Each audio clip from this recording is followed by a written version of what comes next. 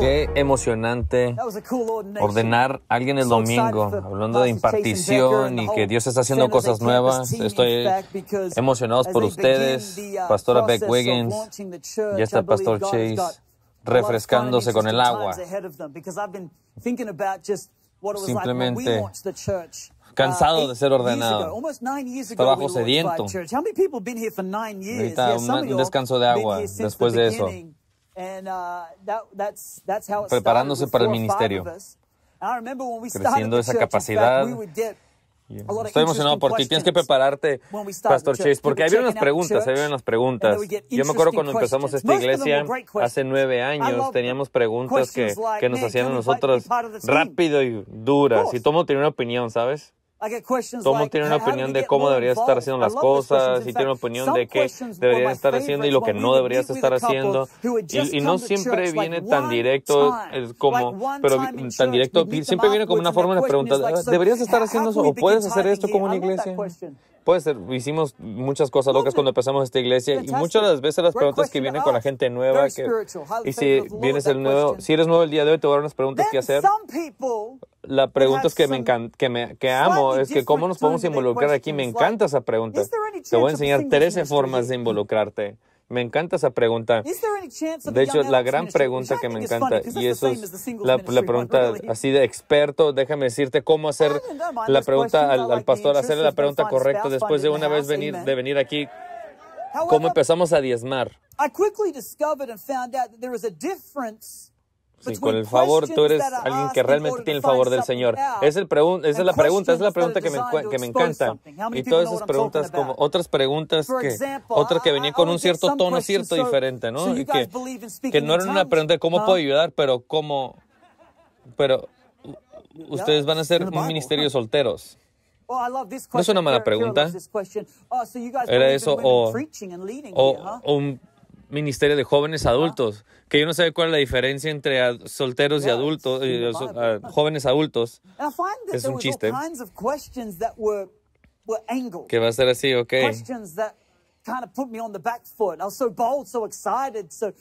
Y todavía puedo manejar esas preguntas, pero hay otras preguntas que tienen un tono más duro porque estaban cuestionando. Así como que, hablan en lenguas aquí. Sí, hablamos en lenguas. Está en la Biblia. Yo no sé de qué estás hablando. Sí. Sí. Yo no sabía que no podías sacar cosas de la Biblia y no hacerlas. Yo no sé que teníamos esa nueva ola de enseñanza que sacar las cosas de la Biblia que nos gustaban. No, eso no pasa allá. Yo no sabía eso. Mi pregunta preferida, Kira, la pregunta preferida de Kira es, tú dices que las mujeres predican aquí. That question will resonate with some people a long time after this preaching's done today. Y yo, sí. Me estoy explicando a ti cómo dice la Biblia. Y es interesante el tipo de preguntas que te hacen porque las preguntas siempre eran como de un ángulo. Y después de un tiempo me sentí así como que, te estoy enseñando simplemente porque estaba a punto de lanzar San José. Porque yo sentía que después de un tiempo yo siempre estaba contra la pared, siempre explicando todo. Porque Dios se puede mover a través de un asno, se puede mover de un hombre, de una mujer. Dios se puede mover a través de soberano. Él no está limitado a tu teología, tu repulsión ante la gente o tus cosas o lo que sea. Dios puede hacer a cualquier persona que Él puede usar. Él es Dios y yo le voy a dejar la decisión a Él. Entonces yo sentía siempre que estaba contra la pared, pero aprendí que la mejor cosa es hacer preguntas yo mismo. Pero cada vez que sentía que estaba cuestionado, ¿por qué no regresar con una pregunta? ¿Estás buscando una iglesia que se acomode lo que tú quieres o lo que necesita Jesús? Yo siempre que todo el mundo venía de la iglesia de la que venían. Y yo no entendía, dejaste esa iglesia por alguna razón y ahora pides proyectar eso aquí. Eso no es lo que hacemos. Dios está haciendo algo nuevo.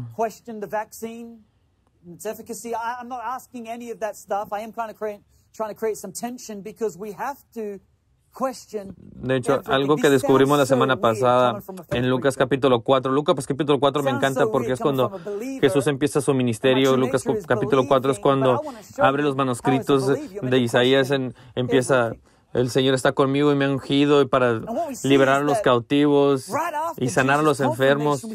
Y dice, bueno, esta escritura ha sido hecha y luego lo intentan matar y luego se va y lo lo bautizan y luego va al desierto. Y lo que aprendimos de Lucas capítulo 4 es que después de un momento increíble de confirmación y escuchar a Dios decir, este es mi hijo, que estoy bien complacido, encontramos que el enemigo inmediatamente le presenta a Jesús varias preguntas que no estaban con un deseo bueno, pero sino para crear confusión en Jesús. Y vamos a hablar de lo que está diciendo, vamos a clarificar lo que tú estás diciendo, que tú eres él está diciendo el hijo verdadero, que no tiene muchos hijos. No estaba preguntando así como que para aclarar ciertas cosas, no, estaba buscando producir cierta confusión en lo que acababa de decir Dios. Ese era su enfoque, ese era su ángulo.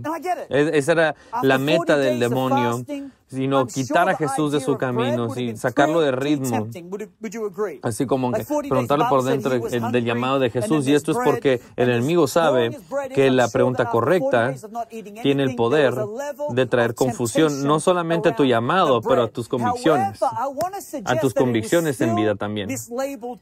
Pueden empezar a ser cuestionadas con las preguntas adecuadas.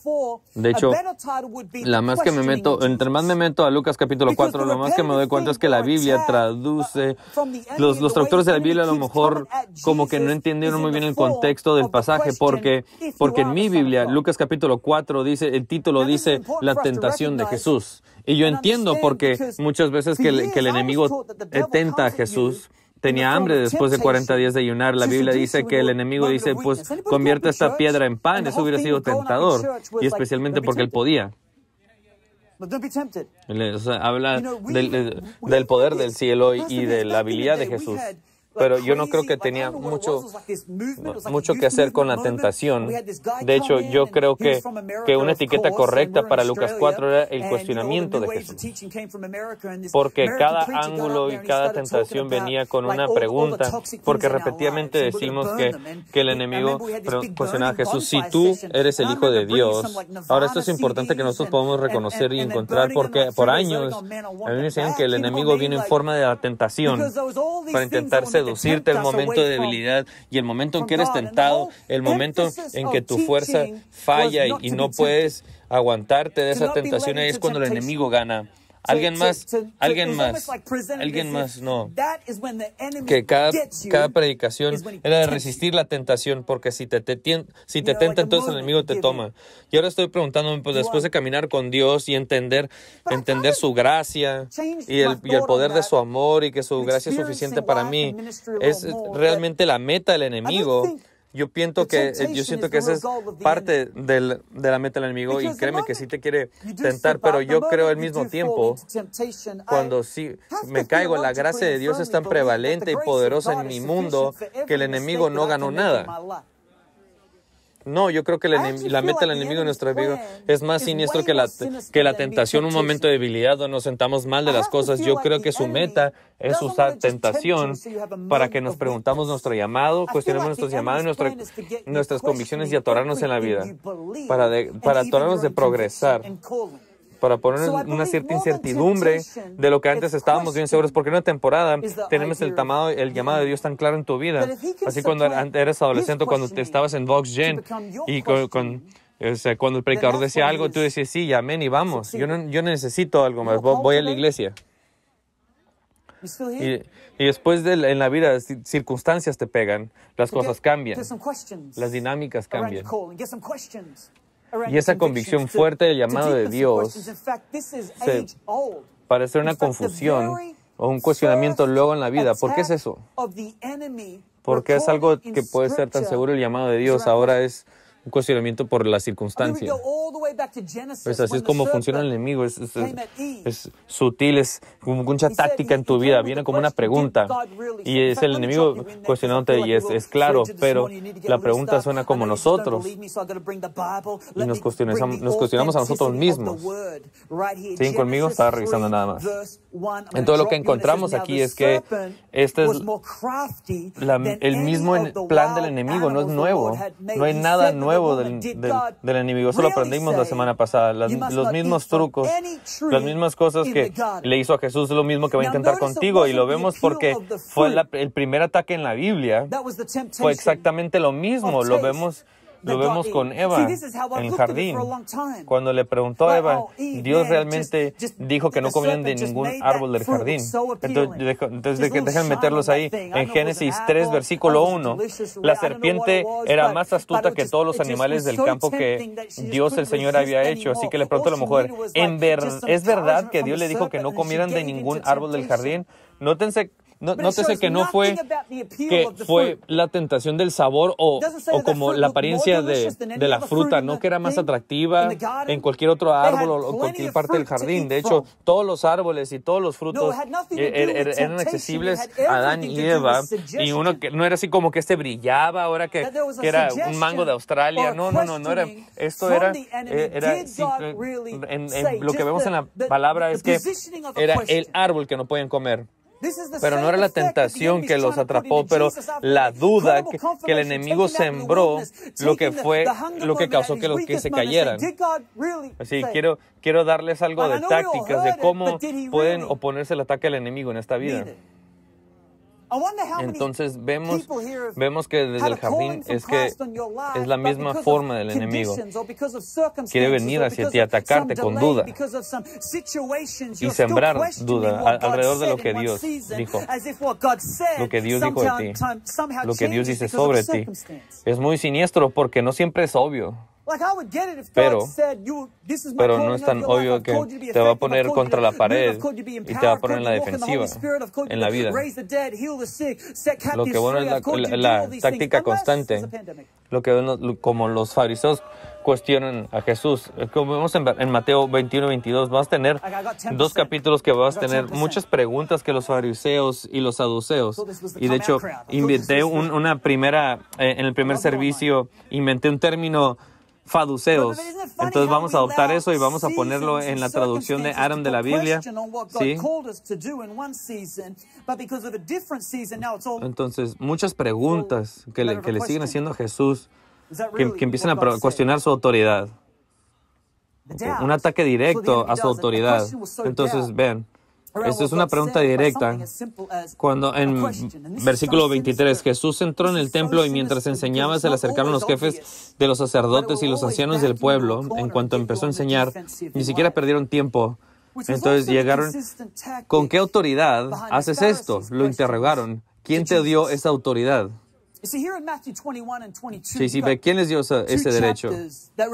Y déjame enseñarles algo, porque en el primer sermón de esta serie, si estabas aquí la semana pasada y tienes asistencia perfecta en esta serie, sabías que aprendimos cómo reconocer el oponente. Es como combate, las básicas del combate. No puedes ver a tu enemigo si no lo puedes derrotar.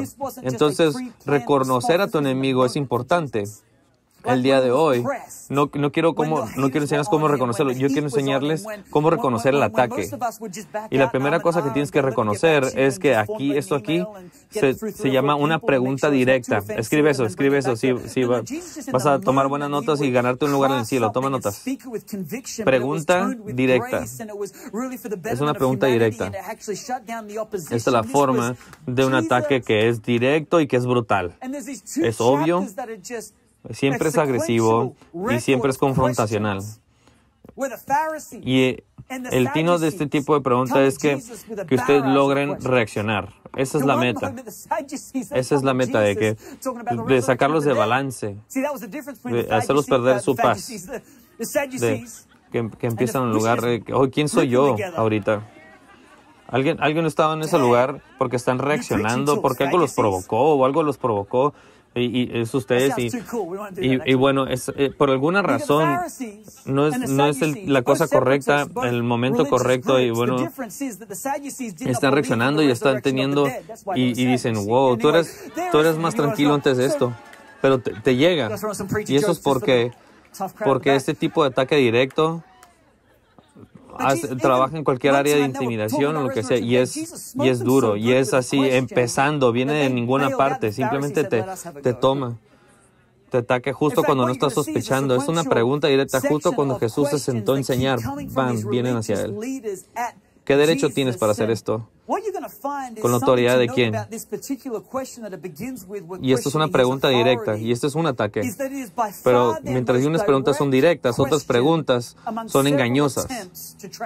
Y mientras la pregunta directa está queriendo sacar una reacción, la pregunta engañosa pues hace que uno se retracte.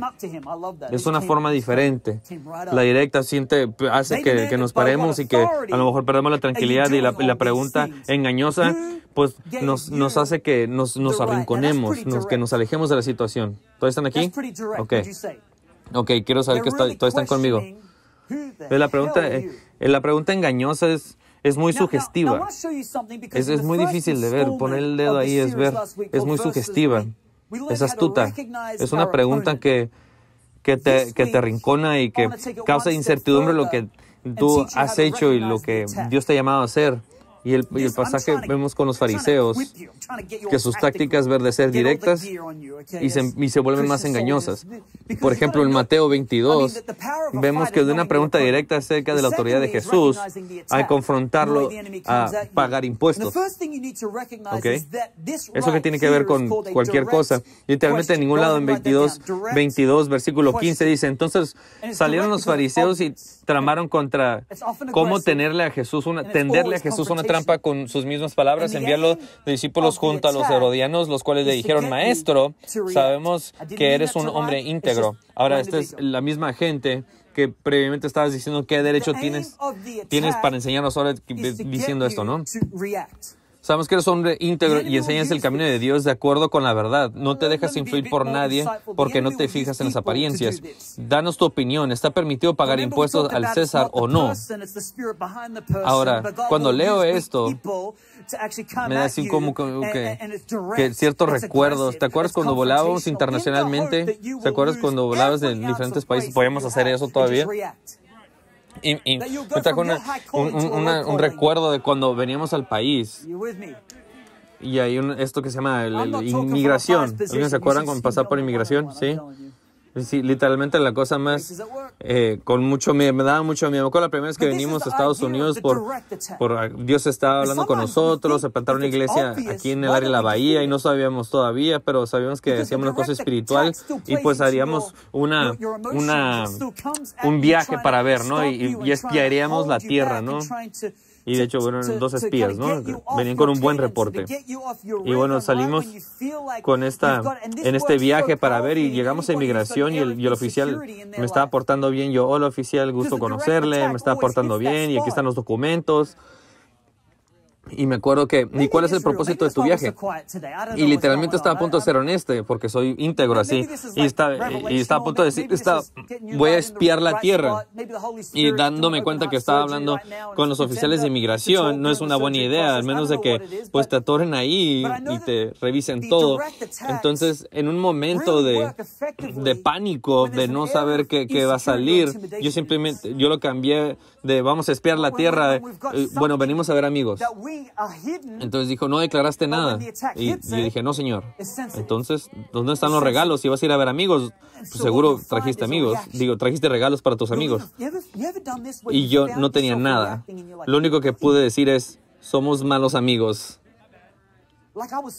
Y simplemente me vio así con una cara de disgusto y estampó mis papeles y me lo dio. Me dijo: con amigos así, ¿para qué necesitas amigos? Pero yo estoy seguro que así era cuando tú te enfrentabas a los fariseos, de que hay una sinceridad en la pregunta, pero hay una trampa que está poniendo ahí.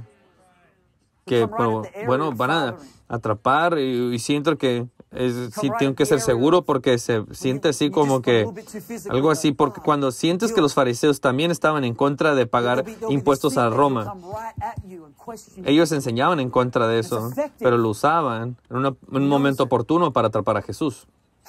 Pero ven lo que dice aquí. Esto me hace amar a Jesús más todavía. En versículo 18, conociendo sus malas intenciones, Jesús replicó: hipócritas, ¿por qué me tienden trampas? Muéstrenme la moneda para el impuesto. y se le enseñaron, dice, son esta imagen y esta inscripción. Les preguntó, del César, respondieron. Entonces dale a César lo que es de César y a Dios lo que es de Dios. Al oír esto, se quedaron asombrados, así que lo dejaron y se fueron. Y bueno, este es el contraataque. Yo notaría eso también. El contraataque. Esto es muy hermoso y muy brillante. Cuando aprendes el contraataque, realmente te ayuda. Cuando ves las películas del espacio, cuando de repente que van a llegar a la planeta Tierra, pero necesitan regresarse al espacio, entonces en lugar de gastarse todo el combustible, utilizan la órbita del mundo para irse al otro lado. Elon me estaba diciendo el otro día. Esto es algo similar. Cuando tú usas la fuerza que viene hacia ti y usas eso en contra del enemigo. Y usas la contra con una pregunta. ¿Ves? Jesús, rara vez en la palabra, pero Jesús raramente da una respuesta directa a una pregunta, pero siempre responde con una pregunta con preguntas. Entonces Jesús cuestionaba todo. Jesús, por instancia, por ejemplo, cuando preguntaba acerca de la autoridad, él respondía con autoridad. Con qué autoridad. Cuando le preguntaban de impuestos, con qué foto, de la foto y el título de quién está en esta moneda. Incluso en versículo 41, en respuesta a su pregunta, mira, dicen, mientras Jesús les hace esta pregunta, en versículo 41, mientras estaba reunido por los fariseos, Jesús les preguntó. Entonces están todo alrededor de él, tienen todo alrededor y lo están presionando con preguntas, intentando, dice, mientras estaba reunido Jesús les preguntó, ¿qué piensan ustedes acerca del Cristo? ¿De quién es hijo? Y ellos respondieron, de David. Así como que todo el mundo sabe eso. Entonces, ¿cómo es que David, hablando por el Espíritu, lo llama el Señor, él afirma? Él dijo, el Señor a mi Señor, siéntate a mi derecha hasta que ponga a tus enemigos debajo de tus pies. Si David lo llamó Señor, ¿cómo puede entonces ser su hijo? Nadie pudo responderle ni una sola palabra y desde ese día ninguno se atrevía a hacerle preguntas. Eso se llama simplemente acabar con el tema. Él convirtió su pregunta. Él cuestionó sus preguntas. De hecho, yo siento como creyentes, cuestionamos las preguntas, las cosas equivocadas.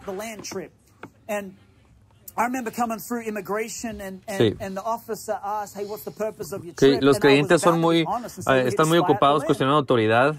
Los creyentes están muy ocupados cuestionando sus convicciones. Están muy ocupados cuestionando su carácter. Hay tantas preguntas que los creyentes les hacen que no han apropiado bien las preguntas que tienen que hacer cuando tienen que cuestionar todo lo del enemigo. En lugar de estar cuestionando lo que Dios tiene que hacer, en lugar de estar cuestionando, en cuestionar todo. Y bueno, así como que, ¿por qué no empiezas a cuestionar las cosas que están atacando en esta vida y previniendo así? Entonces es lo que Jesús hace. Ahí viene mi equipo de alabanza muy bien, ya subiendo. Porque yo quiero darles unas preguntas. No los quiero equipar. Los quiero equipar con preguntas que les van a ayudar cuando ustedes sientan la presión del enemigo mirando hacia un mundo. Cuando se siente incertidumbre del futuro, empiezan a cuestionar las cosas del mundo. Por cierto, que no son ustedes. Esa cuestión, esa ansiedad, esa incertidumbre, eso viene del enemigo. En el colegio de la Biblia, que si era Adán o Eva que pecó primero. Es la serpiente, no Adán.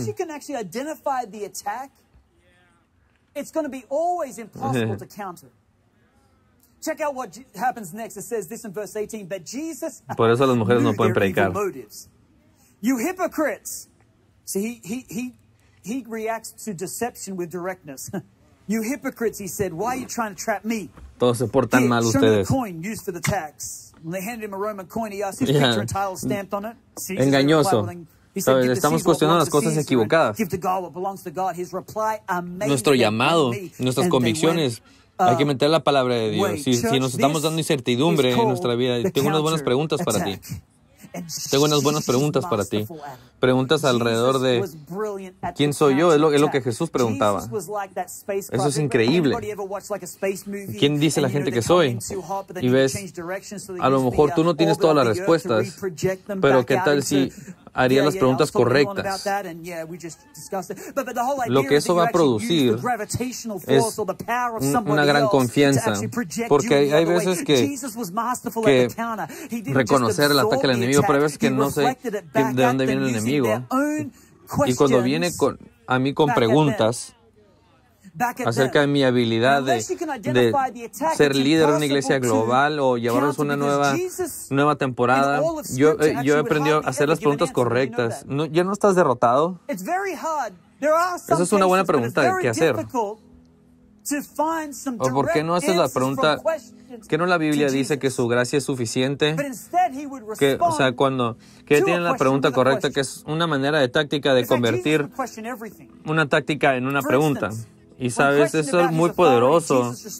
Que hay veces que no necesitas hablar con el demonio. Yo te avisaría, que pierdas tu tiempo en el enemigo, porque el enemigo ya está derrotado, ¿ok? Entonces no empieces a darte tú a tú con el enemigo. Él ya tocó esa campana, él ya está terminado, pero tu batalla es para hacer preguntas a ti mismo. ¿Estás conmigo?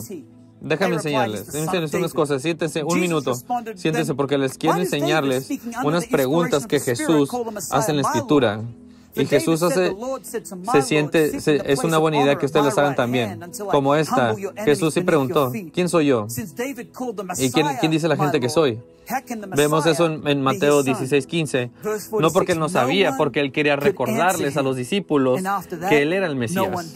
Y yo siento que eso es una herramienta potente y una gran pregunta para hacerte a ti mismo cada día.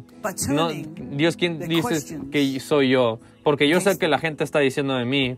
Yo sé lo que la gente está diciendo de mí, pero lo que yo quiero hacer al inicio de mi día es que esta pregunta va a venir en alguna forma o de algún tipo para alguna persona. Alguien va a preguntar quién soy yo. Pero Dios, si tú me puedes decir primero, ¿quién dices tú quién soy yo? Que soy elegido, que tengo poder, que estoy ungido, que tengo autoridad. La misma autoridad que yo tengo te doy a ti, que tengo el mismo Espíritu Santo viviendo en mí, que levantó a Cristo del muerto. Entonces yo tendría las herramientas tácticas para caminar en esta vida con confianza. ¿Tú quién dices que soy? Pero ¿qué tal esta? Jesús preguntó en Escritura, ¿quieres quedar sano? Es una pregunta rara a Jesús. ¿Quién no quiere? Pero él preguntó al hombre que estaba en Bethesda, ¿te quiere sanar? Qué pregunta tan chistosa. Pensé que estaba implicado eso. Pero creo que es importante preguntar a cualquiera que han aceptado su realidad en la vida. ¿Tú quieres sanar? ¿Quieres salirte de esto? ¿Quieres salirte de esta depresión? ¿Quieres salirte de esta ansiedad? ¿Quieres ser liberado? Te quiero preguntar, porque yo creo que tú eres posible, que Dios es soberano y Él puede hacer cualquier cosa, pero la pregunta necesita ser, porque yo quiero estar bien, quiero dejar el pasado atrás, yo quiero llegar al futuro, yo quiero, ven, ayúdame, ven y ayúdame, sube, ven y ayúdame, yo siéntome aquí, yo tengo otra para ti, bájale baterista nueva, bájale baterista nuevo. Tengo que molestar a los nuevos. ¿Qué tal esta pregunta? ¿Están listos? ¿Por qué tienen tanto miedo? Jesús hizo esa pregunta. ¿Por qué tienen tanto miedo? Mateo 8:26. Preguntándole a los discípulos, ¿por qué tienen tanto miedo cuando están en el barco, en la tormenta? Sí, las condiciones pueden estar terribles, pero es una buena pregunta que hacer. ¿Por qué tengo tanto miedo? ¿Por qué tengo miedo? Pues una tormenta fuera del barco, pero si Dios está en mi barco, entonces no puedo tener nada de miedo. Yo tengo que preguntar en esta temporada de mi vida, ¿por qué tengo tanto miedo? Esto no tiene sentido.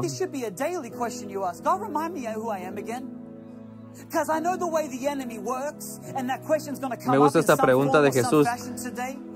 En Mateo 14, versículo 29, le preguntó a Pedro que se saliera en el agua, y Pedro está caminando en el agua, y luego le pregunta a Pedro, cuando va a medio camino y se empieza a hundir, Jesús saca la mano y agarra a Pedro y le pregunta, no le dijo bien hecho, Pedro, llegaste a medio camino. Él es salvaje, le dice, ¿por qué dudaste? Esa es una buena pregunta que hacer. Porque después que veo una temporada, después que vengo de duda antes de ir a la siguiente temporada, necesito reflejar por qué dudé. Porque si no hice esa pregunta, ¿por qué? Porque yo llevaría esa misma duda a la siguiente temporada, porque nunca vi la temporada pasada y reconcilié que no necesitaba dudar, porque cada vez que dudaba, Jesús estaba ahí, y si no lo reconcilio, voy a seguir caminando con dudo, pasando la misma cicla, los mismos movimientos. Pregunta cada pregunta, haz las preguntas correctas. Yo tuve dudas. ¿Por qué dudé? ¿Quieres una más? Jesús preguntó, ¿qué es lo que dice la Escritura? En Lucas 10:23, hay un momento con los líderes religiosos, y ellos se pararon para probar a Jesús y le preguntaron qué es lo que tienen que hacer para heredar la vida eterna. Y les preguntó, ¿qué es lo que está escrito en la ley? ¿Tú cómo lo lees? Y cuando el hombre leyó el gran mandamiento, haz esto y vivirás. Y me encanta esa pregunta. ¿Qué es lo que dice la Escritura? ¿Qué es lo que dice la Biblia? Tú deberías de preguntarte eso todos los días. Es tu pan de todos los días. ¿Qué es lo que dice la Biblia de esta circunstancia? ¿Qué es lo que la Biblia dice de esta situación? ¿Qué es lo que dice Dios de con quién me debo casar? Debería hacerle preguntas a la Biblia. ¿Qué es lo que la Escritura dice sobre esto? Eso es buena enseñanza. Esto va a ayudarle. Ahorita tú estás preguntando dónde te va a ayudar, pero tú vas a reconocer el ataque. Sí, vas a ver unas buenas preguntas para preguntar con el enemigo. Yo no voy a creer. Aquí está la palabra de Dios. Voy a leer lo que dice la palabra de Dios acerca de esto. De hecho, párate, ponte de pie, por favor. Yo tengo que cerrar, tengo que aterrizar esto. ¿Quieres darle una pregunta más? Que es importante hacerles. Se las voy a quitar a los fariseos y a los líderes religiosos. ¿Qué tengo que hacer para ser salvo? Es la pregunta más importante que puedes hacer. ¿Qué debo hacer para ser salvo? Y en este momento, Jesús no jugó, no nos da otra pregunta. Él nos da una respuesta directa. La Biblia dice, cree en tu corazón, confiesa. En otras palabras, si tú tienes convicción y una declaración que Él es Señor, ese es el momento. Ese es el momento que todo cambia. Ese es el momento donde tú sobrepasas. Es el momento que pasas de la muerte a la vida, de derrota a victoria. Ese es el momento ahí. Ese es el momento ahí que todo cambia.